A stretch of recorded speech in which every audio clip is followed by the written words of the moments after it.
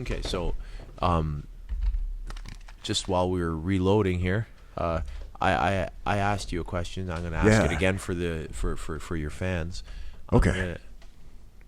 Since you have control of this gym, of this training facility here, Right.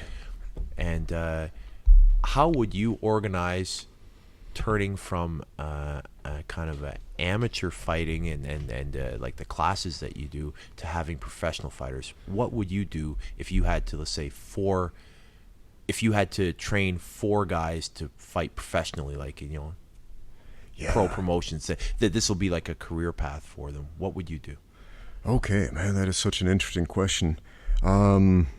Tell you a little bit about my history coaching. 12 years ago, I started coaching the sport of mixed martial arts for the first time, specifically because I started seeing patterns. There was a local competition in Salt Lake City where I lived, and they put on a show every single week. Every single week they'd have like 12 fights, and I'd watch this every single week.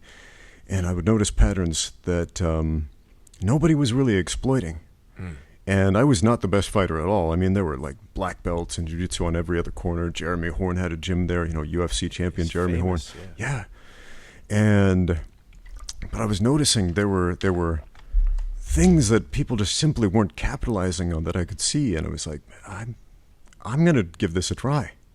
I'm going to see what I can do. And so I bought some old wrestling mats, and I set up this small gym, made my own heavy bags. Okay. With a sewing machine and welded together a heavy bag rack and all this This is stuff. before China was in the game and you could get them cheaply, right? Like, Yeah. This is back when Heavy bags were way expensive yeah. back in the U.S.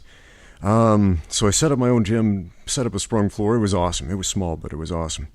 And I put up this sprung floor. Yeah. Wow, man. Made my own sprung floor. Got that from my experience with dance. Yeah, I got a dance degree. Yeah. That's awesome. So yeah, put the sprung floor down. You and Lomachenko. Put the mats on top of that. He has a dance background.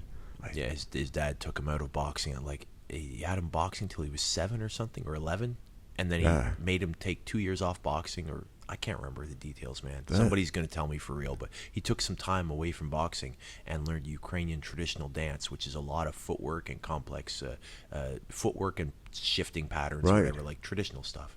That makes sense, though. So that's now why he pivots so quickly, right? That guy has a very high degree of kinesthetic bodily intelligence. Yeah. And I noticed something, people who come from a sports background, non-related to fighting, and also people with a dance background tend to do very well in martial arts if and when they transition to it in a way that you might not see from other people. That's why GSP was doing gymnastics. Yeah. And that's why I'm really happy that I see the springboard and the crash mat, and you're doing kids gymnastics, and I'm like, oh man, that's a fantastic thing. Just basic intelligence. You'd be surprised how many fighters couldn't do a proper cartwheel. I'm like, man, I'm 44 years old, and if I limber up a little, once I'm warm, I can do cartwheels all day long. Man. Like, these dudes are 20, they can't do cartwheels. I'm like, this is ridiculous. Movement and flexibility, it's such a big part of my training. Like a lot of people, they come in the gym for the first time and they'll say, yeah, I've got this martial arts background, whatever, and then they go through the warm-up and they're shocked, like you're doing like round-offs and cartwheels and head pops and things like that. Like, what the heck is this? I can't do any of this stuff. Yeah. And because they don't know how to move. I mean, the average person, what do? They walk, they sit, they stand up, they lie down, they do this type or whatever at their job, and not much else as far as movement goes. They don't know how to move. The average person is kinesthetically retarded. Yes, in the true sense of the word, meaning behind. Yes. We're forgetting stuff. But back to the gym, yeah, man. Back to the gyms. Pro fighters. What are the changes? What is the organizational structure that you would undertake to do that in Shanghai? Because it's a unique environment. It's not. Yeah, it's it not is. Salt Lake City. It is. So let me tell you a little bit my history coaching though. So I put up this ad on Craigslist, and I basically said, "Come train free with me. This is my experience." And I was brutally honest with it. I did Taekwondo, did some kickboxing, had a couple of pro fights in MMA.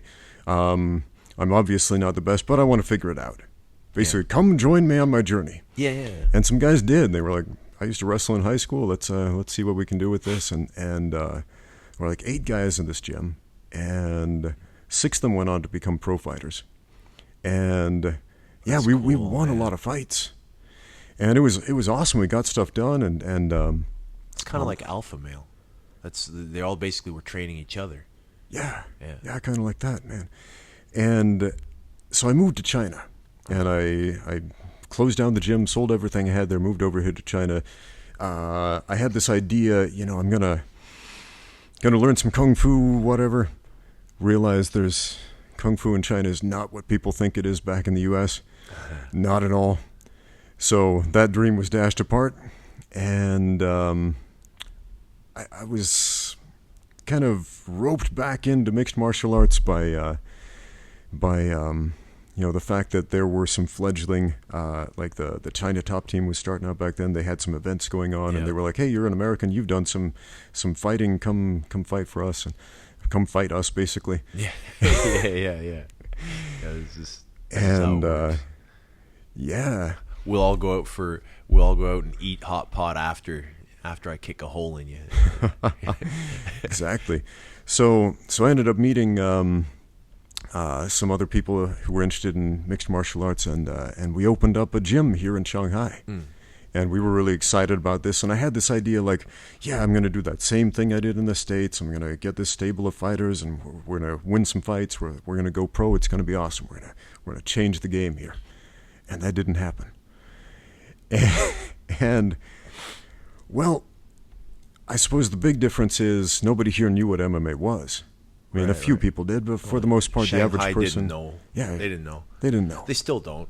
Really, if you ask the average person, they go, so like Brock Lesnar, I'm like, yeah, like Brock Lesnar, yeah, and what's the other guy's name that speaks Chinese? Cena speaks Chinese. Oh, yeah, John Cena speaks Chinese. Do you know him? I'm like, no, you're thinking of pro wrestling, man.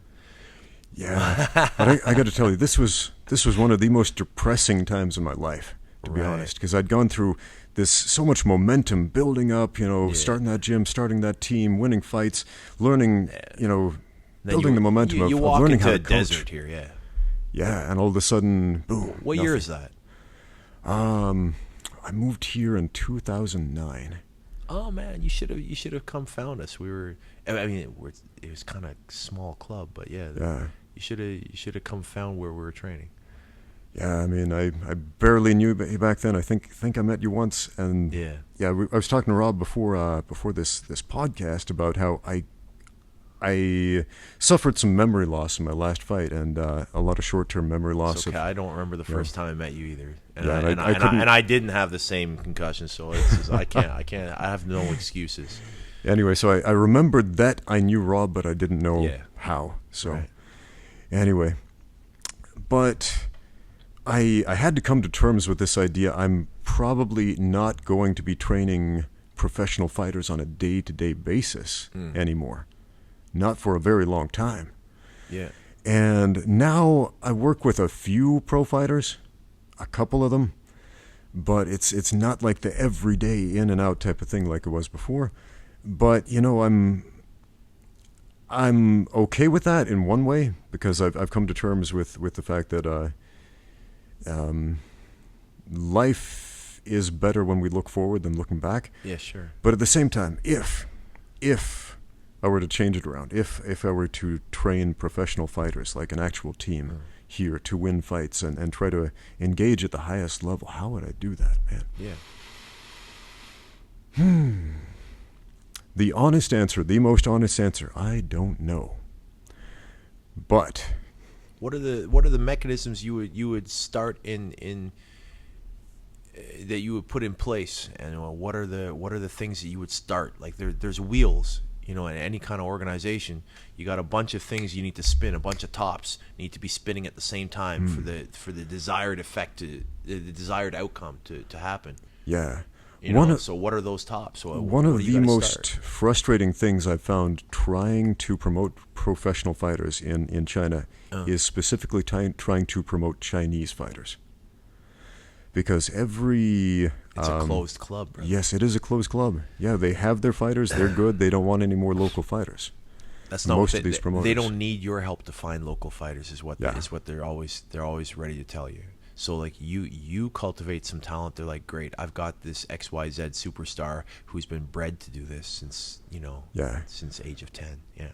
So That's what I've been told for years from local fight promoters, and I didn't accept that then. I don't accept that now. Absolutely not.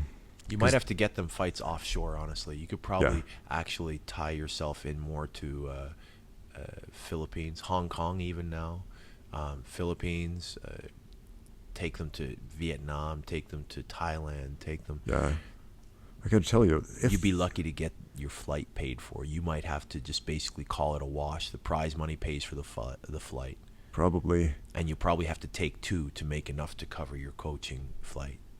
Tell you what, though, if there was a way to get Chinese fighters to the United States and get them experience in, let's say... county fairs, man. Yeah. You could just go county fairs. At the local level and get people seeing, wait a minute, there's something here. I had a friend offer to improve my record. He was like, we're going to do a summer tour. That was his whole thing. He was like, you're busy fighting guys who are full-time fighters, and what you need to do is become a full-time fighter, but you need your record to go up. So you're better than your record suggests. And he's like, why don't you just do a tour? And I'm like, why?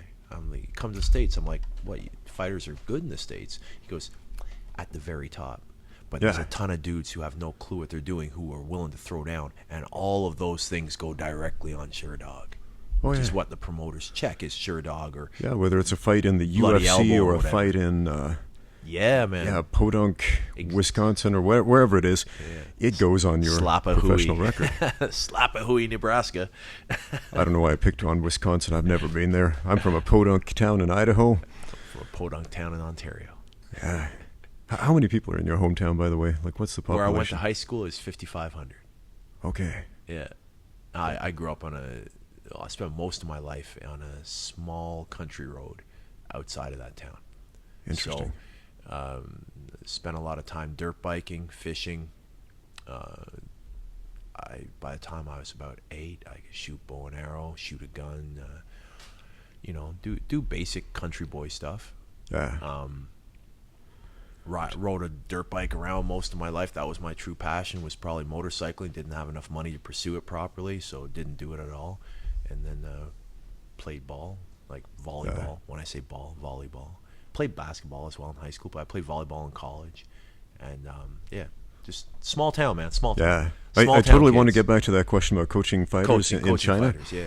But I got to ask you this, coming from a small town, because I've noticed people from small towns tend to have arguments about who comes from the smallest town. Like if you come from the smaller town, you win. At least in the United States, and you're from Canada, and it should be noted that I've had like way more Canadians than any other nationality on the podcast so far. But which is interesting. I don't know. We're engaging, eh? Indeed, indeed. But is that a thing in Canada, like to fight about who comes from the smallest town? The furious race to the bottom there. Yeah, well, not entirely. It's just we understand that we're not ever going to be like a big city. So if we say, oh, yeah, I'm from Ottawa, Ottawa's like 1 million people. How many people are in Jing'an? 3 million? 4 million? You know what I mean? So, like, Ottawa's the capital of our country. It's 1 million people. Yeah. And that's if you include, like, the suburbs surrounding Ottawa. Like, we organize our cities a little differently. Like, Toronto's probably 5 million, including the other municipalities, not just Toronto proper. So, like, Greater Toronto's like 5 million. What's 5 million? That's like a tier 2 city here. Maybe tier 2. You know what I mean? Like in terms of population size. 5 million. That's like a neighborhood here in Shanghai. My wife's from Chongqing. That's 30 million. That the greater Chongqing area, Chongqing region, is 30 million. Canada is 32 million. Like these are numbers that when you explain to people, they don't understand. I'm like, Shanghai's unofficially 18 million, but reality it's probably 21, 22 million. And like you start telling Canadians this, and they're like, huh? So all those people are in the same area as Toronto? I'm like, yeah, Toronto's basically the size of Shanghai, maybe a little bigger. They're like, wait, it's bigger? I'm like, man, I remember the first time I ever saw a huge number of people on the street. I was in Buenos Aires. I went to the downtown for the first time at age 20, I think. And I look out over the street, and I saw like 100,000 people on the street all at once on La Calle Nueve de Julio. It's like the biggest street in South America, something like that. It's so many Spanish? lanes. Yeah. It's just rolling out of your face. Yeah, that's good. Yes, I'm fluent in Spanish, which comes in super Amazing. useful here in the People's Republic of China. Not really, but That's awesome, though. yeah. Yeah. Anyway, so I look out over the street, and I'm like, holy crap, that's a lot of people. Yeah. And, you know, we hear these numbers like 1 million people, and we're like, okay, whatever. But we don't really know how to visualize that until we've seen it. You don't understand. And, like, Yeah. you walk out on Nanjing Road on New Year's or something like that, and you see the flood of people, so many people that if they shift left 2 inches, it crushes you to death if you're up against the wall. It's a few thousand. Yeah. And that's, yeah, and that's hard to wrap your mind around until you've experienced it. Yeah. But... It's really humbling and freeing. It's liberating. This is going to make no sense to people that are from where I'm from, but I'm going to say it anyway. Okay. So it's freeing to be anonymous. Yeah. And I'm not totally anonymous because I am a foreigner, so I kind of stick out a little bit. But in Shanghai, it's so big that it's freeing to not have everybody know everything about you. It's freeing to just be part of the crowd sometimes. Yeah. And it took me a long time to appreciate, that feeling. It took me a couple of years to adjust, but once I did, I take comfort sometimes in coming into the city rather than going out. I'm comfortable either way. Like I always tell my wife, if things go real bad, I will put a pack on my back, an axe in my hand, and walk north until things disappear. And she always thinks I'm joking. I say I can do it. Yeah. I'm that guy. I don't tempt me. I will. I don't mean things with her. I mean like if all of civilization falls to shit, I'll walk until there's nobody around me to annoy me. Like. Yeah. No, that makes sense. I think that's something that that comes with, well, if you come from a small town, I think you can appreciate that more. Like, speaking of being freeing, that makes sense. Getting lost in the population. Sure. At the same time, there's a similar but almost polar opposite feeling of walking out into the wilderness where there's nothing.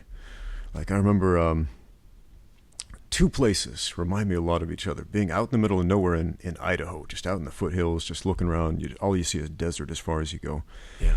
And then out in the plains on Inner Mongolia, you see those rolling hills, and it's just, there's nobody. I've never been to Idaho, but I've been to Inner Mongolia. Inner Mongolia reminds me so much of Idaho in that respect. It doesn't look the same, but it feels the same to me. It looks like the Montana Badlands. Yeah. Like really, like this. There's ravines here and there, like cut by God knows what glacial waters, and then just flat grass, and not tall grass, like this scrubby little grass. Yeah. And I know some people freak out being all by themselves, but man, I love that feeling. No, it's a good feeling. It's amazing. It's a good feeling. Sometimes to be alone, it's a rare thing in China. I lived in Hainan for a while, which is mostly countryside, right? And you ride your motorcycle out until there's nobody around, and you stop, and you're like, silence. And then your ears get used to the silence, and you start picking out sounds, and you realize you're not alone. It's just quieter than the city that you just drove out of. It's quieter than your motorcycle. It's quieter than the highway. You're not alone. Oh, yeah. You start hearing someone, and then up the path comes this woman pulling her, like, they have like these big swamp oxen, these water buffalo. Yeah. She's pulling her water buffalo home for the evening. And over here, there's somebody, and they come over here. There's 2 guys smoking a cigarette and carrying a bucket of something. And you're like, oh, crap, there's people around me all the time. Yeah. Even if there's no people, like my younger brother, he sent me this recording he made off the porch of our house, which is just out in the middle of nowhere. No people around, but sent me this recording with this highly tuned microphone that he got, and I heard all these sounds. You hear crickets, you hear frogs, like 3 different species of frogs. You hear birds and owls and all this stuff going on. I bet you're that guy that can also identify some of the species by their calls. And that is why I got beat up in high school, and that's what got me into martial arts. No, I was similar. I can identify a lot of things, like different frogs. I know which frog's making the noise. But what fascinated me about that so much, besides the fact that, I love the fact, I was talking to my wife last night about frogs, and she got so bored. Reptiles and amphibians, brother. So bored. She's like, Is there something wrong with you? No, I just love frogs. But Yeah. what's so fascinating about that to me is that when we think there is silence, there is space between the silence. There's stuff between the silence. Anyway, and this is the thing that goes on with martial arts. So all the things that make you a good observer of natural life, of nature, or of human behavior, and a considerate person, maybe are the things that I'm talking you in particular, that you find are hampering you as a fighter. You think deeply, and I bet that you come up with the correct answer for any given situation, but you probably don't come up with it in time. You understand what I mean? I've experienced that, yes. Yeah. So Many times. And knowing you for a while, this is my honest observation. Yeah. And I'm sure that if you're honest with yourself, I see some things in myself, like stuff like that. I see myself not being able to flick the switch. It's not so much the moment, it's flicking the switch and becoming in the moment, as opposed to being like, oh, the lights are here. How many people here? 5,000? Those are cool shorts. I'll have to ask him where he got those. I think I saw this referee fight about 10 years ago. Oh, what's this? Oh, this is me walking into the ring sometimes. That's not a good night. Right. You know what I mean? And the other way is like tunnel vision, and that's not a good night. I have to find a happy medium. But the thing is, back to what I was saying, is that I bet for every situation, be it cage or floor, you can probably map out and chart out a system. You could probably develop a system, and that would be fantastic to implement with your upcoming fighters. And that's why this part of what I wanted to ask you is what are the things that you want to put in? I don't mean the techniques, but I mean what are the steps that you want to take if you want to put pro fighters in your gym? Okay. Well, there has to be an end game. You don't want to teach soccer moms forever. Right. Let's just assume that we get to a point where Shanghai, China in general, is a place where you can train a Chinese fighter and you don't have to belong to the club to get them on the show. Sure. Because training local fighters really is imperative. It really is imperative to making the sport of mixed martial arts flourish in this country. Well, yeah, but what do you think? Somebody else will train the Chinese fighters. Right. Sorry. You just have to. It doesn't matter where the fighter's from. What are the things that you? Well, it does because of visas, but that's about it. Right. Let's say that the fighters are here in Shanghai. Okay. Let's not worry about their ethnicity. Just think about what you want to. What are the things that you have to do in order to? What are the systems you want to have in play? What are the things you have to consider for your fighters? Okay. I have a list of things too. I'm curious what your answers are for this. Okay. It's not a trick question or something. No, it's not a trick question. That's a very good question though. Okay. I suppose the very first thing I would think about is and the first thing this question makes me think of is this really talented guy from Brazil I used to coach. Yeah. And he wanted to be a professional fighter. He was a young guy, really young guy. I think 18, something like that, but very talented athletically. And he had all this raw natural talent, but he did not have the right drive. He did not have the right motivation. He was kind of lazy, to be honest. And people that did not have the gifts that he had started surpassing him. Yeah. I've been that guy. Go on. Yeah. Not in fighting, but other things, yeah. And it took him a couple of years. And he left Shanghai, and he kept in touch with me on Facebook, through email, and told me about what he was doing. And he joined some clubs over in Brazil and started getting tooled, really badly. And this was a good thing because it humbled him. It got him, change his priorities and Sure. and got him training the right way. But Yeah, Yeah, and the pool gets deeper. You know, you have Yes. to realize that. I was Yes. king crap in my high school for something, and then in your area even you're still like one of the big hitters in volleyball or the big blockers or whatever, and then you step into the big pool, the entire province or the whole country or all of North America, and you play some guys from far away, the big city, and you're like, oh, that kid's 17. Oh. Yeah, like he's a year younger than me, and he's 6 inches taller than me, and he's so much smoother and better. That's where this is all headed. So like my opportunities are going to be few and far between if there's like a gang of those guys. Yeah. Man, it's imperative to get in the right headspace.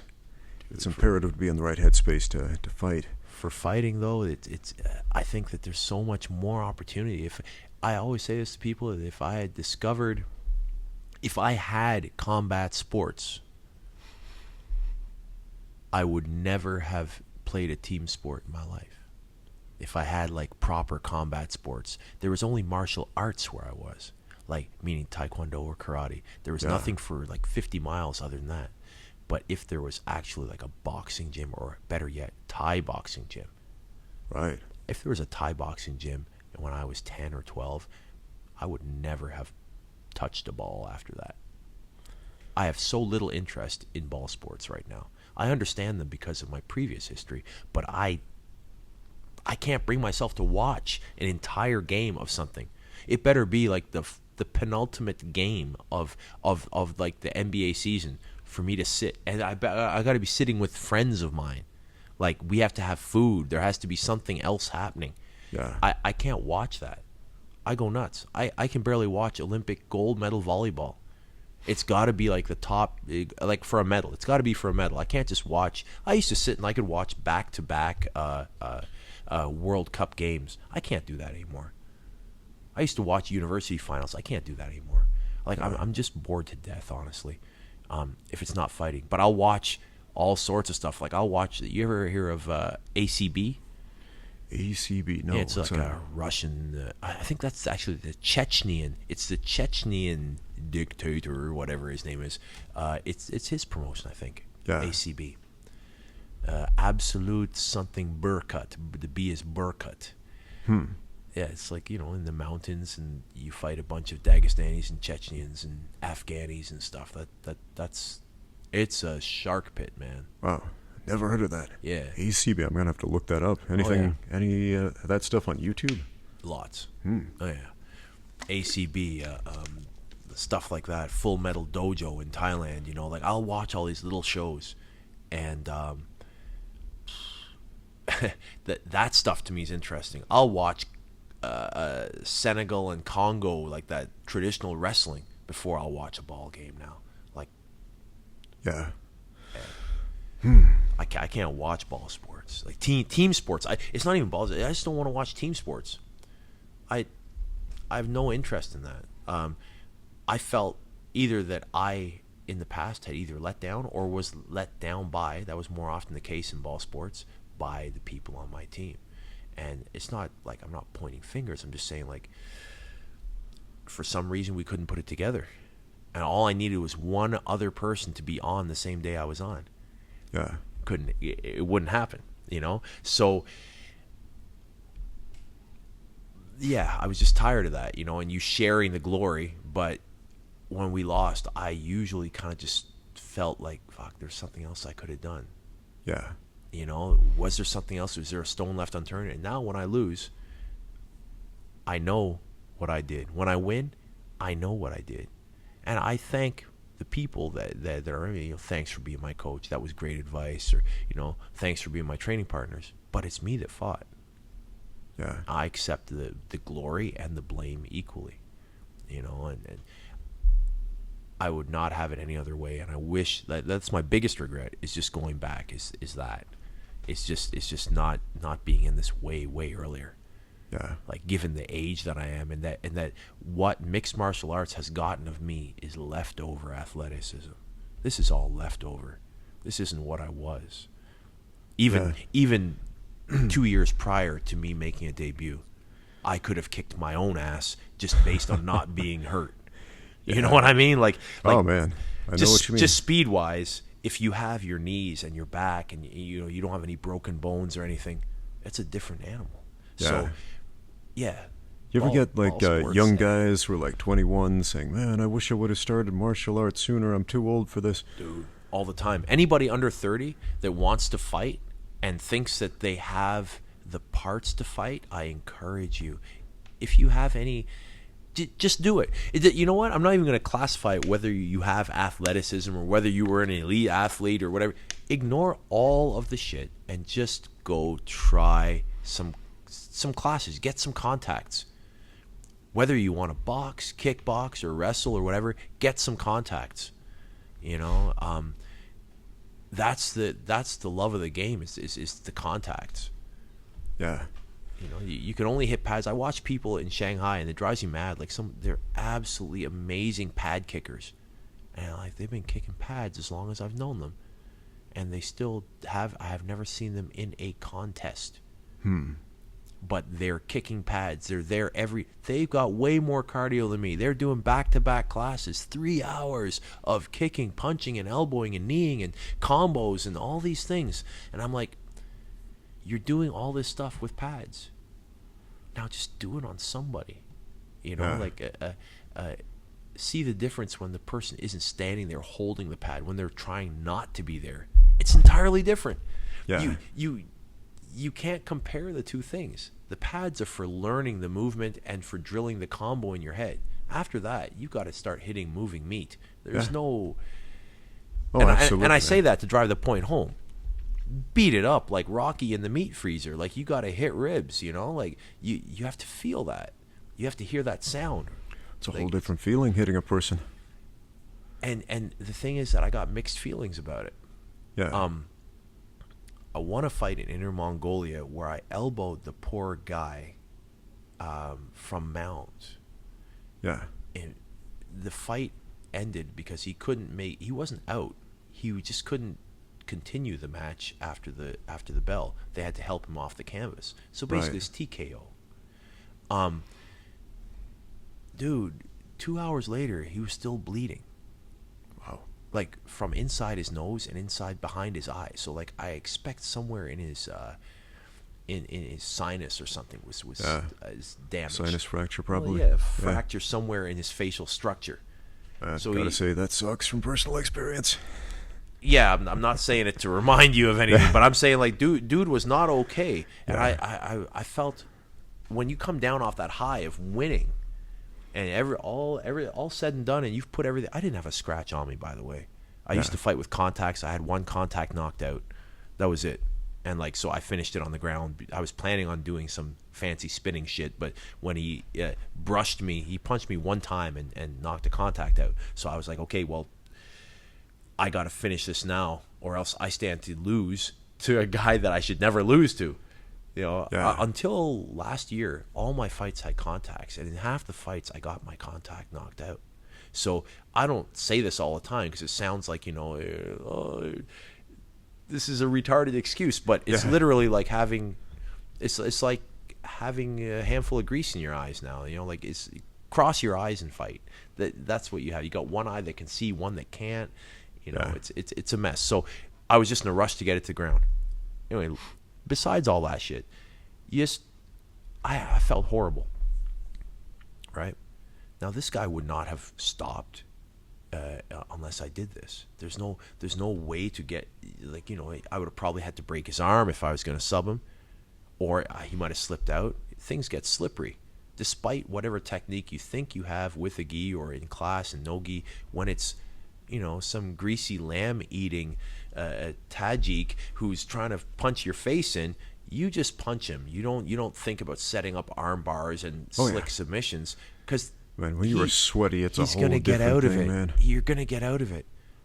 It's like wrestling a greased pig. If you've never done that, if you've never grappled with your shirt off, you should try it at some point with 100-degree stage lights shining on you. Totally different. Because everybody warms up. So you come out there already sweating lightly. Yeah. And when you start fighting, the two of you, after 4 or 5 minutes, you're basically covered in man butter. That's your term for the day. Human butter. Man butter. Yeah. All right, and the thing is that you're greasy, and it's just a game of controlling. You're riding somebody who doesn't want to be where they are, and you're having to inflict damage on them at the same time. So, yeah, I did what I know how to do, which is ground and pound. Which I'm saying is like that's distinctly a separate art. And if I had to say what my strongest point in all of mixed martial arts is, it's high percentage, low risk. There's two things that I do really well only. One is kick. Despite my knee problems, for some reason I have no problem kicking. I think it's a timing thing. Yeah. Low kicks specifically. I'm not racking up head kicks. I have one KO by head kick, but I land low kicks in every fight. And I don't get checked very often. So I'm doing something right. And the other thing is ground and pound. I have a real understanding of ground and pound because, again, you can play it like chess. If you can get in any position where the guy can't really escape in one jump, then you can start to play things against one limb and the other, and you have to have a certain patience before you can hit him. Right. And anyway, what I did was I hit the guy, and I felt like an ass for a long time because I had conflicted feelings. In one aspect, you're proud. Right? But in the other hand, you're not proud when the next day the guy at the airport says, "Oh, you guys are in some kind of." He looks at your baggage, and you got all these like pads and stuff that you had carried, and you got a trophy and whatever. And he's like, "What are you guys doing?" And I was in a fight. And he goes, "You don't look like you're in a fight." And I'm like, "Yeah, I won though." And he's like, "Some Russians came through just now, and they were all fucked up, And you're like, "Yeah, those were." That guy was my opponent, like one guy couldn't see, had plums for eyes, and I'm like, yeah, it's your opponent. Like, that doesn't feel good. And it goes to what I was saying, is that I suddenly was struck, like when I had that last fight, the one you refed, I was, in no way am I demeaning the guy when I say that I was struck by the ugliness of the situation. Right. I felt like I was in a circus, because to me the fight was never in question. Now, this is the same attitude that gets my ass beat when I went to the Philippines, because to me that fight was also never in question. It wasn't like, oh, maybe I'll put up a good fight. Those are the fights I fight like my life depends on it. This one was like, to me, it was a foregone conclusion. I'd watched every fight 5 times. I knew what he was going to do before he was going to do it, blah, blah, blah, and I never turned on. This fight, I was same thing. It's just that the gap was too big. I didn't view it like it was a problem for me. And I was like, okay, we'll just make it a nice fight and whatever, blah, blah. And then he wouldn't go away. I was like, okay, second round, I'll kick him a few more times, and he'll bow out. And he wouldn't go away, And so I didn't feel good about it.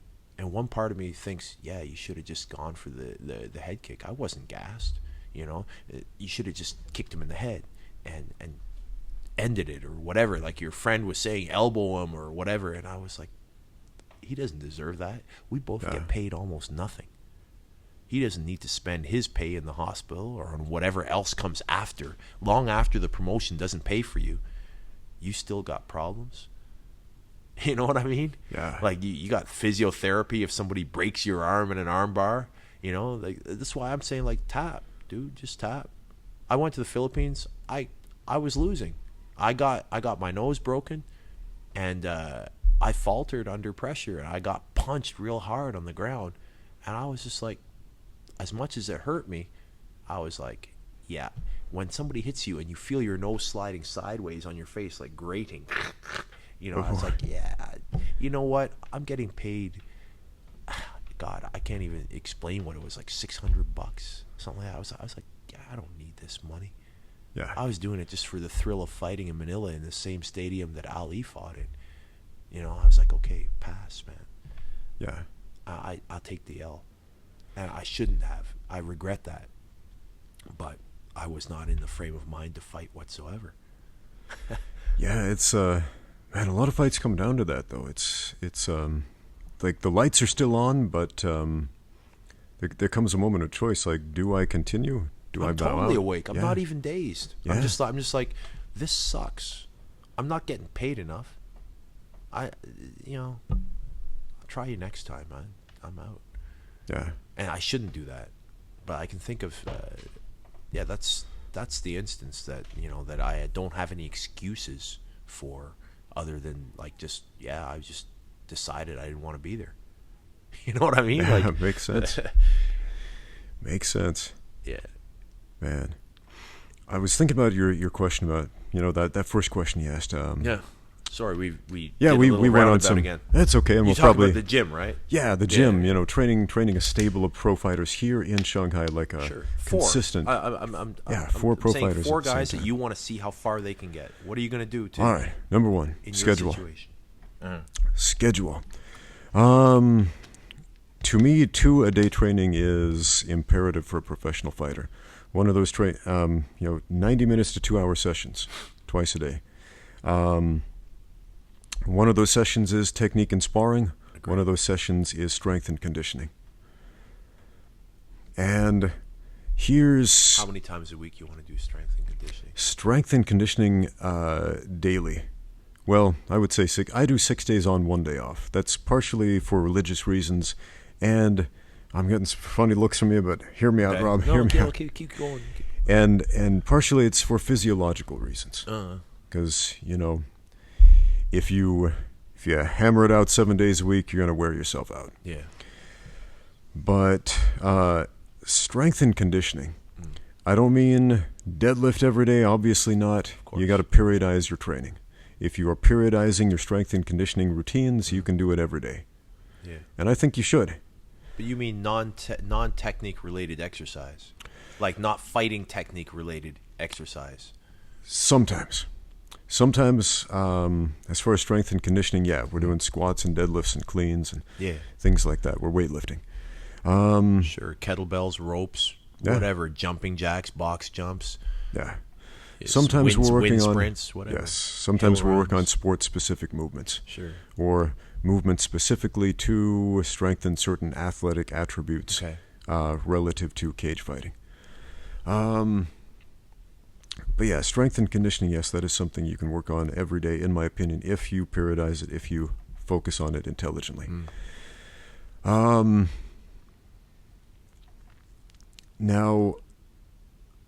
some people will say 3 a days or whatever, but I would say 2 a days is more important for the how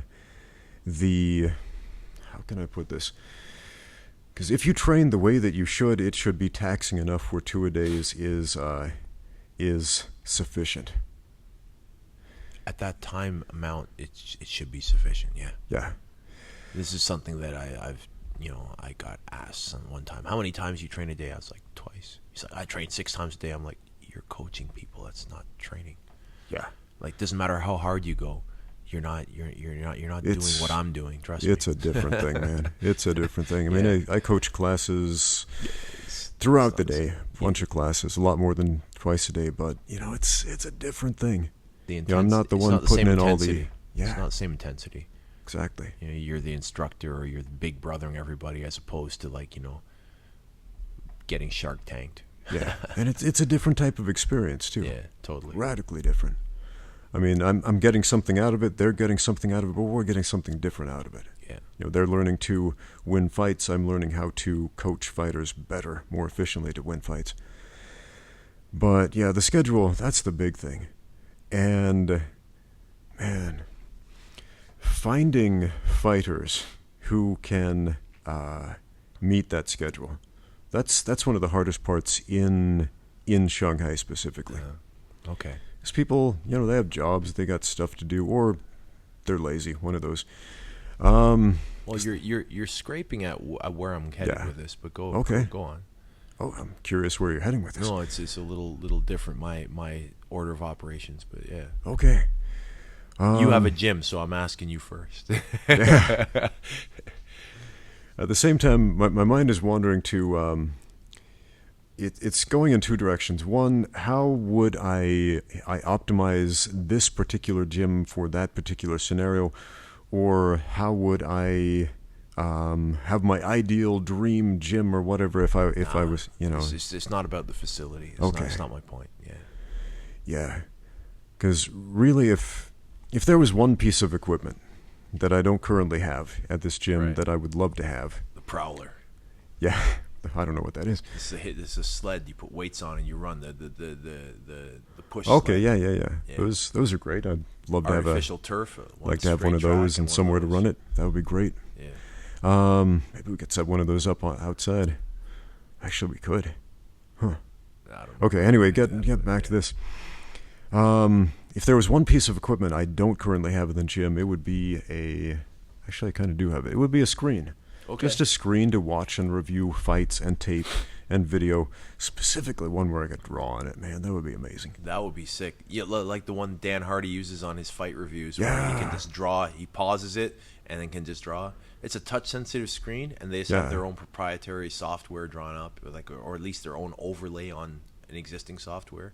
Yeah, just something like that. That would be amazing. Sports analysts get this cool stuff, and have it like right out there close to the mat where everybody can see. I mean, yeah. That would be perfect. Yeah. One of the most important pieces of equipment I bought for this gym, it wasn't the mats, wasn't the bags, wasn't the ring, wasn't the weights. Okay. I mean, those are all great. Those are all important. I need those. I use those. But it was a whiteboard. Yeah. At the very back, over in the weightlifting section, a whiteboard. Why? To write down schedules. Because scheduling is so important. Scheduling your lifting, scheduling your training, scheduling your strength and conditioning. Writing down what you are going to do and then doing it. Writing it down and making it so. Sure. Being able to visualize it and categorize it in that way. And then take a picture of it afterward and put that in the records. I mean, that's been game-changing for me. And it's for sure. I mean, it's old technology, but it's underutilized technology in the modern world. We're not utilizing most of the things that are available to us, at least not as fighters, because or as coaches even of fighters, because of how we think. Now, anyway, continue. Sorry. Well, that made me think of go ahead. This old documentary I saw on the ancient Olympic Games back in old Greece, and they show these statues of these guys with amazing physiques. Yeah. And then they showed the equipment they were actually using. Rocks, basically. Yeah. Not balanced barbells, but rocks. Sometimes rocks with a hand grip or something like that. They all got different shapes and... Yeah. And the narrator in this documentary said something along the lines of, "It is staggering to think that these athletes were able to achieve these types of results without modern technology." And not really. Is it though? It's not that staggering, if you think about it. If you think about all the food was organic. Yeah. It probably cost them nothing to live.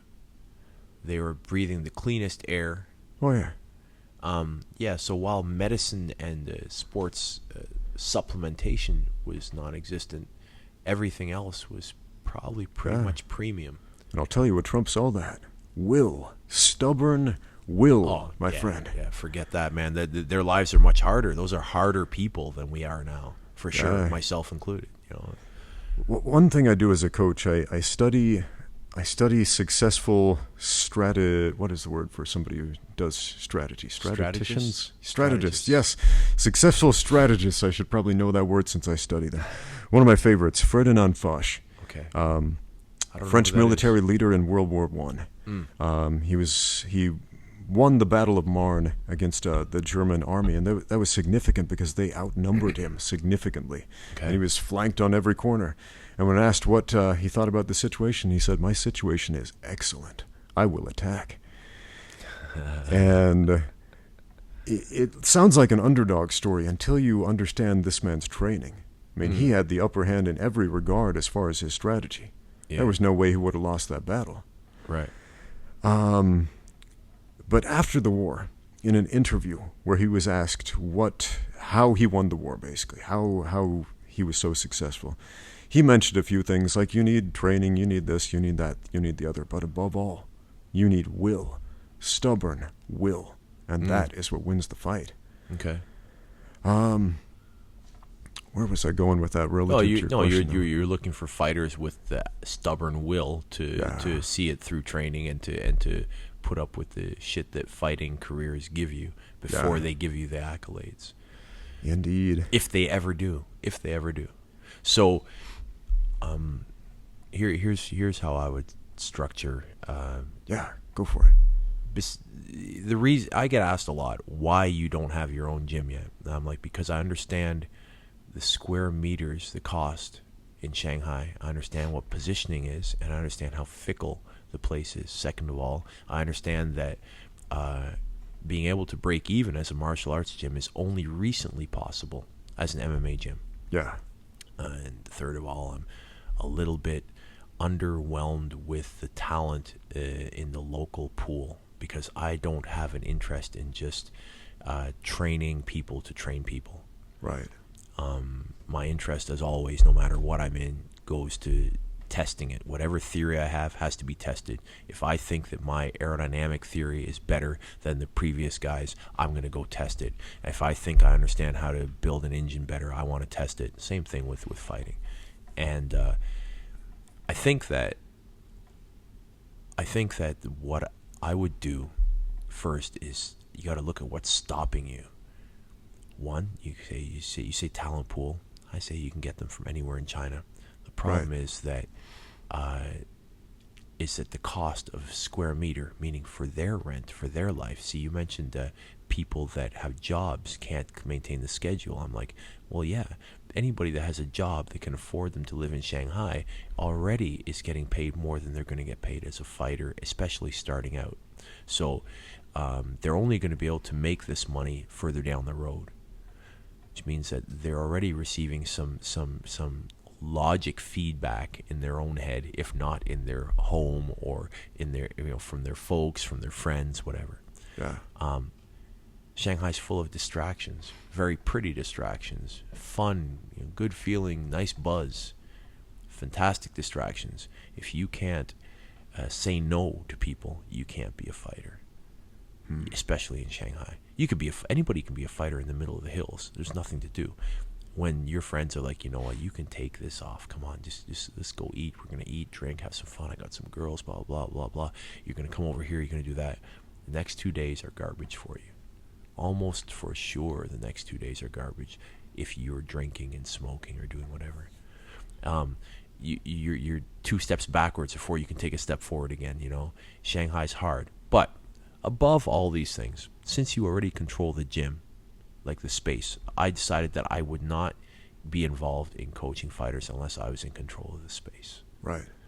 If I can't control the space, and more than that, if I can't control the fighter's living situation, what right do I have to tell him what to do? Right. I can't expect something from him. I can try to shame him into coming, but you have to have a plus side. It's not just, you see, I see all these guys, whether it's here or in Beijing or everywhere, they're providing the fighters with the bare minimum because it costs a lot to do the bare minimum. My problem is that they're afraid to make the fighters into stars. And stardom becomes more apparent to me than ever that all over the world, I thought it was just China, but I forget that I've been here for a decade and a half. So the whole world has gone this path while I've been away. You know what I mean? So my time in China, it's not like, hey, it's so weird in China that they love stars for almost doing nothing. There's people doing nothing and making livings. They're not actually good singers. They're just on TV. They're not good models, but they're on TV. They're kind of in this middle area where they're a celebrity. Yeah. And I'm like, wait a second. That's what's happening in the States, bigger than anywhere. That's what's happening in all of the world at the moment. So people are afraid to make their own fighters stars because they're like, well, he's going to get a big head. Well, he's this, well, he's that. Well, yeah, some of the fighters are a little bit simple or they come from humble backgrounds or whatever. If you can keep the guy grounded a bit, you can definitely make him a star. There are people that have, you can get sponsorships through things. Basically, if you have followers, everything relates to followers. You got a YouTube channel. Right. If this YouTube channel continues to grow, you will get offered to. You'll be able to. You won't even have to go looking. They'll find you. But if you had to, you are able to plug something through here. This podcast is sponsored by X, Y, and Z. Now, the podcast pays for new bags. The podcast pays for this. Maybe they just the protein or the supplement company that your podcast is sponsored by now supplements your entire team, etc. I'm looking at a weird synergy of content and entertainment in a like multimedia kind of presentation. The guy can only fight once every 2 months. Let's say I know some guys that fight every 2 weeks, or for a while they're fighting every week, every 2 weeks. They come to China, they're on like a whirlwind tour. All those fights are half-assed fights, in my opinion. Yeah, I fought hard, blah, blah. I'm like, yeah, but you fought hard to the best of your ability that night. But you're beat the hell up. Yeah. Bruises don't heal in a week. Who are you if your bruises are gone in a week? Like, those aren't big enough bruises. You're not fighting bad enough dudes. Like, you're not okay. You're constantly in a state of injury fighting guys that are beneath you. Yeah, it makes sense. Right? I spent a couple of months doing that, and none of those fights were any good now that I think about it. Right? And so you won, you lost, whatever. The record is irrelevant. What was your growth as a martial artist when all you're doing your whole week is just trying to recuperate and, rub salve on your wounds for next week? Important distinction there. Salt and salve. All right, so you're trying to recuperate for the next round of beatings. And you're not developing as a martial artist. You don't have time to do your homework on the guy. The whole process isn't getting better. Now, you could have a fight every month or 2 months. You can't, at most, frequent. If you're not injured, I would say once a month. Yeah. I would say it's not even healthy to be more than that. But let's say you're fast tracking a guy and he's not getting hurt and he's good and he's young, so he's recuperating fast and everything's going hunky dory. You could do one a month. You can't do one every week. You can't do one every 2 weeks. This is ridiculous. They used to call those guys ham and eggers in the boxing world. Guys would fight whenever they possibly could just to get enough money to get a plate of ham and eggs. Yes. That's the idea. And this is what's needed here that isn't needed. The same money if you're in a tier 3 city in the middle of Henan or in any of these out-of-the-way provinces, right? That money lasts a long time, right? That guy he's good with his cut. That lasts a long time. The small amount of money that you've got lasts a long time to provide them with things. Like all these things, it doesn't make it easy to be in Shanghai. So what you need to do in Shanghai, I think, more important than anything else, is you need to start developing a media presence. And this is what I'm aiming to do. I'm trying to do. You need to have an intern. You need to have somebody basically doing Mac life, or whatever for you. Like what was it? There was a series, the first series that came out ever that anybody actually ever did. I believe that was like this style where they did their own thing before Conor McGregor, before Khabib, before Woodley's Champ Camp series, before all this was Alistair Overeem. He had The Ream, and he just had a series. He was in Japan. He started in 2009. He had The Ream 1, and you're stunned by the quality of the production, the frank honesty of the. They didn't show the fights. They show the lead up to the fight and the aftermath of the fight, and they did that all the way till like last year, I think, or very recently, anyway. And it's super high quality. Now, if you have this kind of thing, you get a lot of views. You have. Like you already know, because you do this, you have tidbits, like technique tidbits. You've got something that you're doing comedic. You're already on this path. Right. Now you have to monetize that path. So now there has to be a way when you do the fighters, like if you have pro fighters, you have to make them popular. Right. So like right now, you're building the platform. And the expansion that will allow you to go will be the product, the fighter. Right. If I had a way to do it, I would take 4 girls and teach them. Yeah. I'd find 4 girls who down on their luck, angry as hell, poor, maybe not going to go to university, maybe they're going to flunk out, maybe they're getting drunk and in bar fights. I'm going to find the dregs of society. Okay. With potential. Right. As opposed to athletes, because in China you don't touch athletes. So you got to think where you're going to find these fighters. You're saying that you can't find Chinese fighters or whatever. I'm like, yeah, you can't. You can find the odd guy who is in the daytime, he works in an office, in the nighttime, he shows real heart. He's not even close to being what you need to fight the guy that comes out of Xi'an University. That guy's a professional athlete by the time he's 22. So the whole thing is like, you need an athlete who's not part of the system. And they're rare that they're of any quality. Not the athleticism. The athleticism abounds. Right. I mean, comparatively speaking, it doesn't abound, but if you search in the right place, you'll find athletes. Right. But what you need is fighters, I think, in China at the moment. That's what it is. You need somebody with the will. What you said, the will? Right. You need somebody, stubborn will. You need somebody with the rage that needs to be harnessed. I think that's the way that you, as a foreigner or an outsider to the sports system, will find a fighter. Other than that, it's just sports university. They come from a sports school. They go here. They get harnessed by this and taken by that. Yeah. You need somebody outside of that, and then you need to harness them to some kind of a brand that is willing to be looked upon as a renegade brand or whatever. So I would go find some ne'er-do-wells. Some properly motivated people, huh? Well, some people may be down on their luck. Yeah. Yeah. Or some people that have a mean streak, but not mean as in mean to people, but like a stubborn streak, like you said, stubborn will. You know? Yeah, makes sense. Makes sense, man. It's I had this girl come into the gym. I mentioned the girl who caught me in the Kimura in the Shark Tank. Yeah. And my 40th birthday. And she's tiny little thing, and doesn't look imposing at all, average looking Chinese girl. And something was different about her. She paid attention, like meticulous attention, took notes in her notebook and studied it like her life depended on it. And I interviewed her at one point, and she mentioned that I asked her, why did you sign up for this class?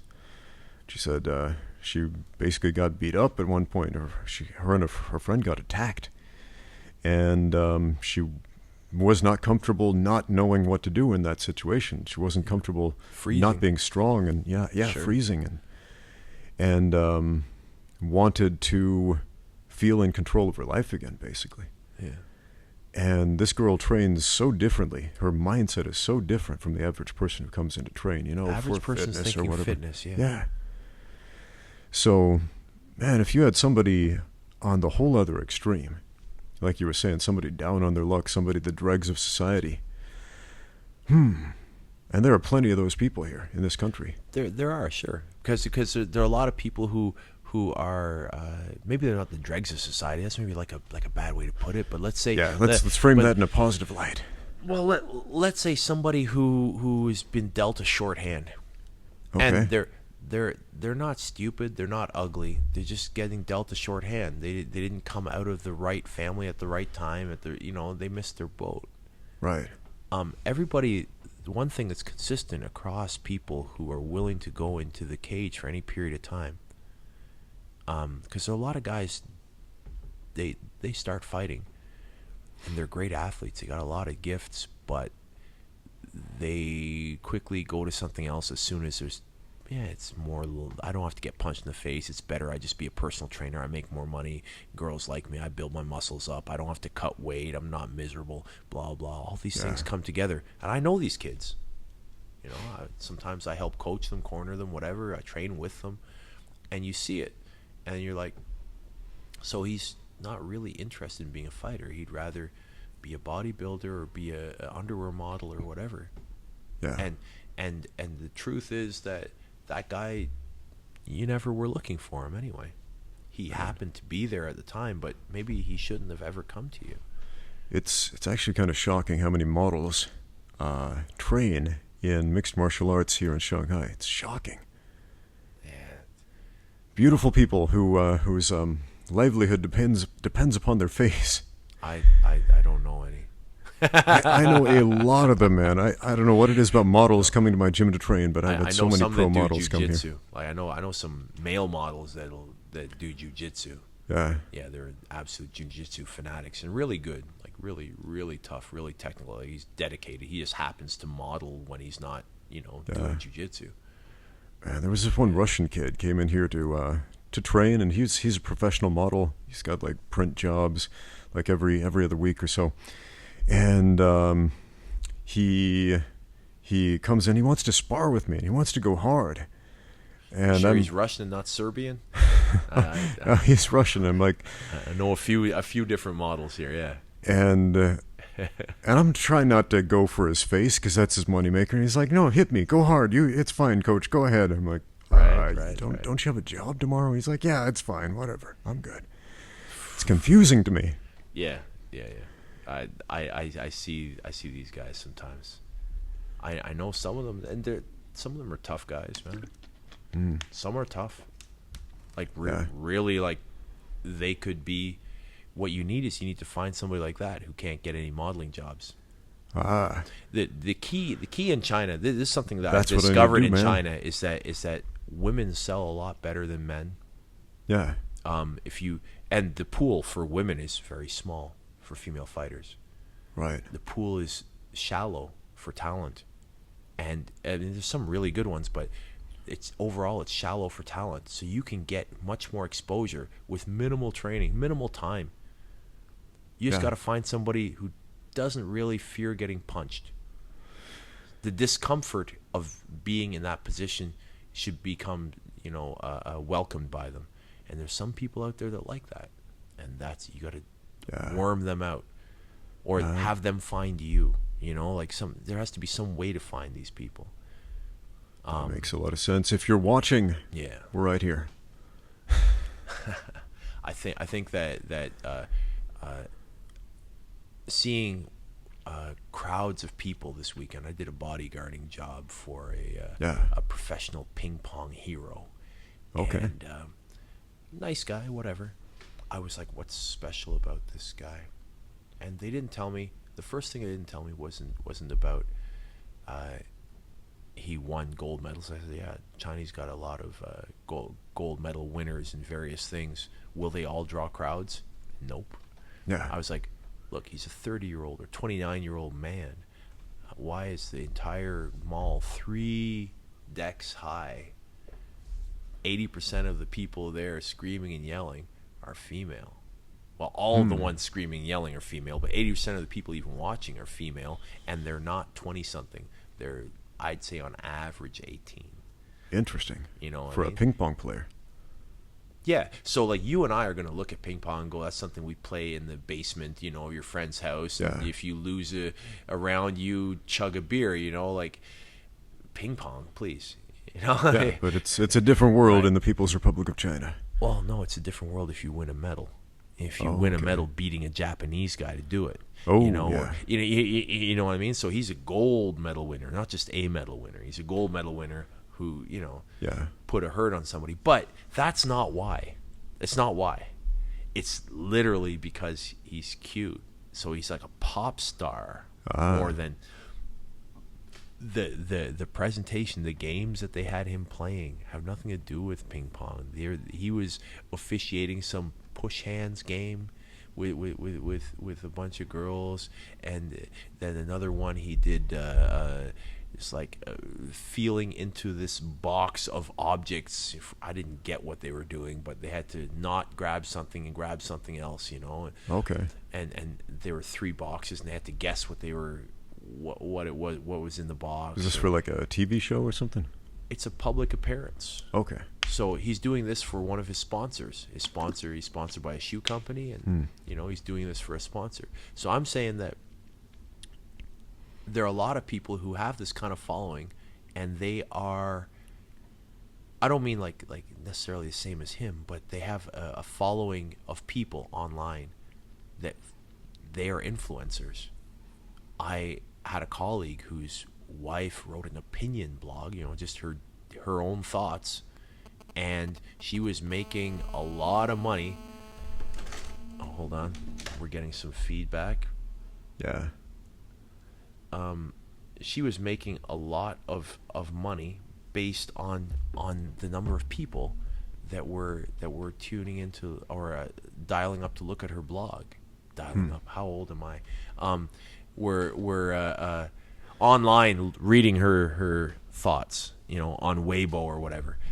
My wife has over 120,000 followers, all told. Like Weibo especially, she's got over 100,000 on Weibo alone. So for us, this kind of concept, that's a lot of people, right? Yeah. For any non-Chinese listeners, Weibo is a very popular social networking site in Facebook. China. It's like Chinese Facebook. It's one of the big websites here. Yeah. And she gets free stuff. Like, this companies just want to be plugged a little bit. Like, can you just include us in a post? Yeah. Like, for the next little while, we'll send you something new every week. If every month, if every week you include one post with our product in the picture. Interesting. That's how much influence she has. She's at 100,000. Her effort into this is minimal. There's no video. There's not much talking going. She just posts some picture. Look what I'm selling. Look what I'm doing. I'm here. I'm there. That's it. Yeah. Fascinating. She was a bikini competitor, like in the bodybuilding world, like not like big bodybuilding, but like the physique world, right? Yeah. And so like she had a following. People took her seriously. She won a contest. She got sponsors. That's it. From there out, sponsors. My friend's wife had 400,000 plus followers. She made money. Like, it's just cash coming at her. So, a lot to think about, man.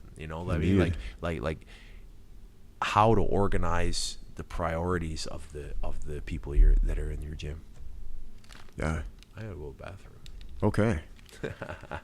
We can either pause this or I can keep monologuing. Oh, you can monologue. I'll be right back, bro. So, what'll it be? Monologue or pause?